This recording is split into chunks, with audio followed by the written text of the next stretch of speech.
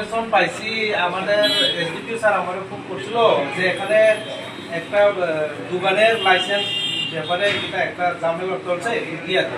তারপরে আমি আইলাম, দোকানের ভিতরে মালিক নাকি বাইকে গেছে, আমরা ভিতরে সন্দেহ হচ্ছে কি জিনিসটা কিনা। তারপরে চেক টেক করছে, পাইছি কিন্তু কোনো জিনিস তো পাইছি না। জিনিস পাইছেন না, দৌড়ে পাইছেন না, কিন্তু এখানে পার্লার এবং স্পা সেন্টার খোলা হবে, সেখানে স্পা সেন্টার আছে। এটা কি বৈধ কাগজপত্র কিছু পাইছেন আপনি? না, এটা ভেরিফাইড চলতেছে।